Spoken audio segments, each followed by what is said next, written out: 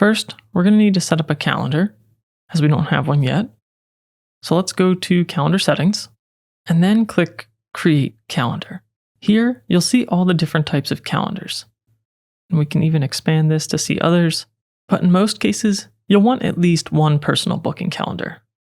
So I'll click this, and in order to create a calendar, we'll need to select a team member, which we don't have yet in the system. So if I click this drop down, we don't have anything here, and we won't be able to save. So let me show you how to add a team member. I'll click this, and there's a couple things we can do.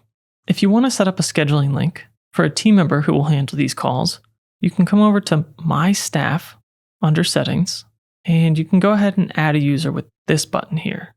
However, if you want the calendar to work for yourself, for the user that you signed up with, up here, basically we need to take this user from the agency level, add them to the sub account or your business, and once we do that, you'll be able to use yourself as the team member to create the calendar. This is a bit tricky, so let me show you how to do it step by step. Click here, and then go to Agency View. Then, in the left-hand navigation, we want to come to the Settings. Once we're in Settings, click Team, and you can see that I'm the agency owner.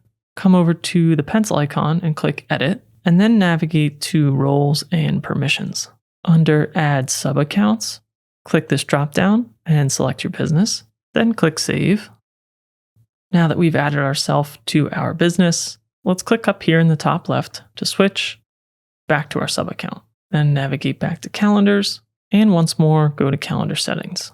Now when we create a calendar and we select Personal Booking, we'll automatically be added as the team member here.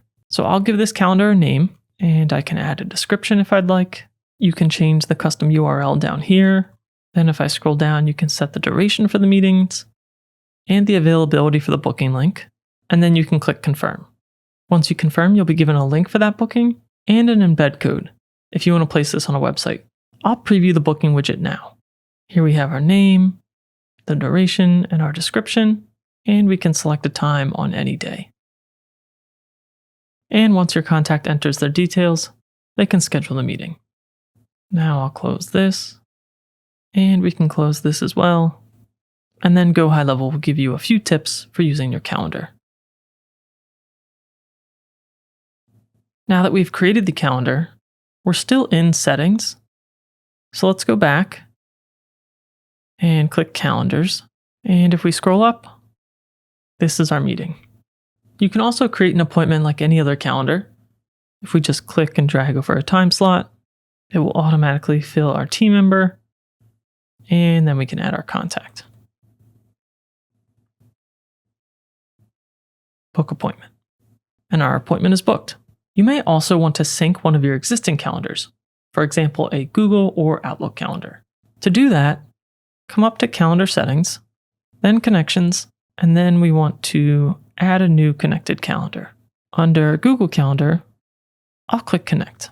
Then I'll click the account that I would like to connect to and allow lead connector permissions. And then we'll give this a minute or two to connect. If you see this error, don't worry, just click Reconnect. Then try once more for lead connector. And there we go. All set. Now that it's connected, come over to My Profile and then scroll down. Under Calendar Configuration and Linked Calendar, click Add here. Then you can select the calendar that we just integrated with and click Save. That will process and then connect. And now your GoHighLevel calendar and this Google Calendar will be synced. Let's test it by opening our Google Calendar.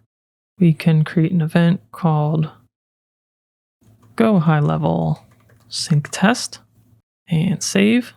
And then I will close this tab. We'll go back to Exit Settings, then to Calendars. I'll scroll up, and we can give this calendar view a refresh. And there's our sync.